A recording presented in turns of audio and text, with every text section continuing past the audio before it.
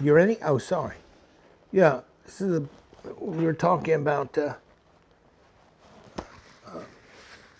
series of poems, and I mentioned that it was in a poem, New World Writing was in a poem by Frank O'Hara, and it's called The Day Lady Died. It is 12:20 in New York, a Friday, 3 days after Bastille Day. Yes, it is 1959. And I go get a shoe shine because I will get off the 419 in East Hamden at 7:15 and then go straight to dinner. And I don't know the people who will feed me. I think the people who shop in a used bookstore, I've always wondered about that process. Because when I went to school as an undergraduate in Manhattan, I would walk past a bookstore on 4th Street called Martin's. And I went in almost every day, and the proprietor would never speak to me. I went in because I just liked the idea of these books, and I enjoyed looking at them.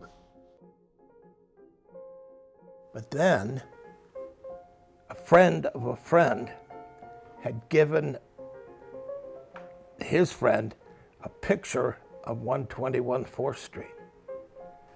They sent it to me, and I thought, I don't care where this is. This is a used bookstore. Down I came thinking I was doing the town a favor by coming. A used bookshop, And then nobody paid the least bit of attention to me. Yes, hello. Daedalus Used Bookshop here. 100,000 books, 3 floors. Please, either leave a message or get down here. We're open every day. Hurry, we've got a lot of books, with more new ones pouring through the door. Thanks. Bye.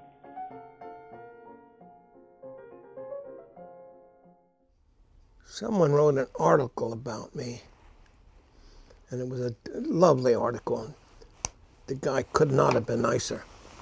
And the thing he harped on was me being an interesting guy and really an eccentric. But it was disappointing because he, with all his praise and interest, he left out this sort of mystical quality of books.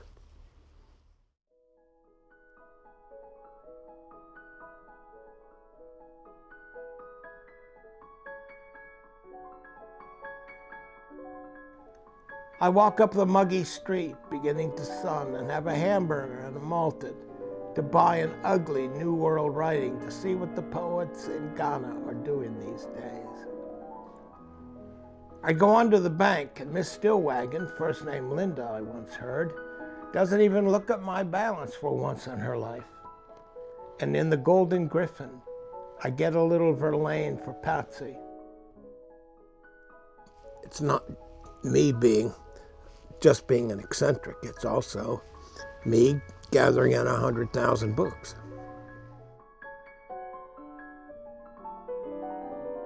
It's a massive library, and it's something you can't recreate unless it's been here for 40 years. You can't just build one of these all of a sudden. It evolved into what it is. Everything radiates out from one section. Things connect to a dozen other sections. Yeah, which is a trial when you're trying to categorize books. Yeah, but that's one of the appeals of books.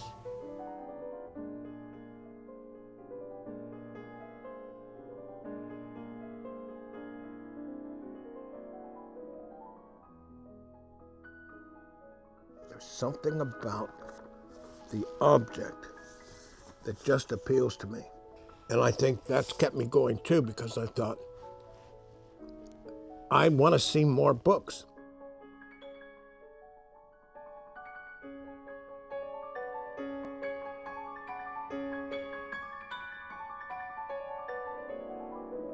I'm in the used book business because I like to create order out of chaos, as in our bookshop.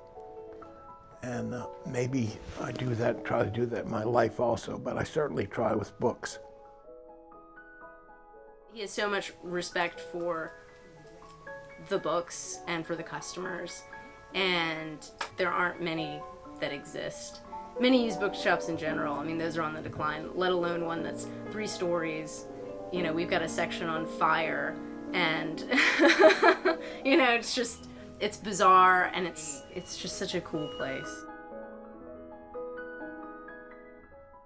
There's not as much chance now for kids to have wonderment. And that's a word I like and use reservedly. The wonderment of books. I mean, there's certain books from me, even after all these years, that cause me wonderment. And I'm not sure there's an opportunity for that many people to pick up this wonderment in their lives. Because there are not a lot of old books around. There's one category of person who loves them. But I get poor kids, middle-class kids,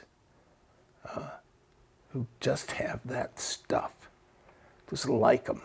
That's very thrilling. Who knows if that's going to last, but it makes me nervous to think about it.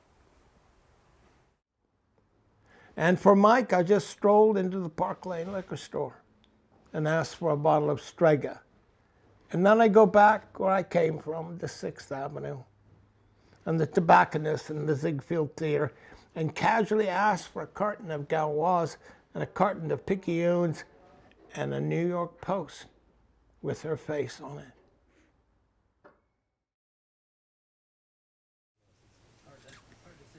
People who are content to use Kindles or Nooks or e-readers of any kind, they're not people who come here. It's like people come to a used bookstore to seek it out and because they want that experience. But they don't. I get some people, and you could see this is what they like. It's not a specific book they're after, or if they are after a specific book, it doesn't mean they can't look. And I think that's what certainly what I have been after for 40 years. And I think I've achieved it, but I don't have that much response.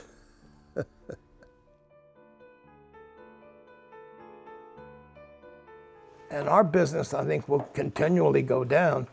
We're buying an enormous amount of books because I think people my age are dying.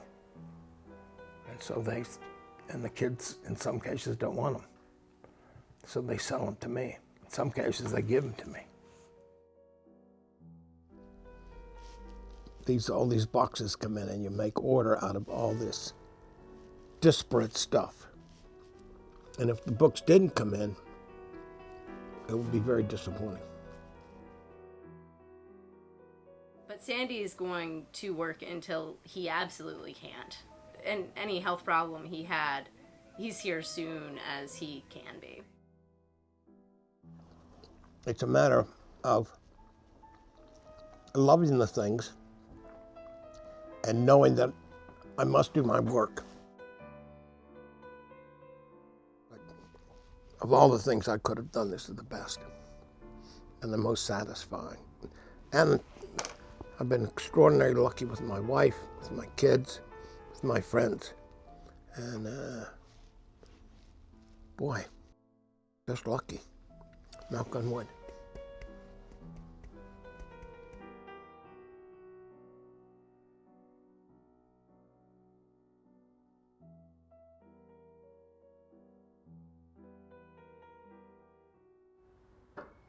And I am sweating a lot by now and thinking of leaning on the John door in the 5 spot while she whispered a song along the keyboard of Mal Waldron, and everyone and I stopped breathing.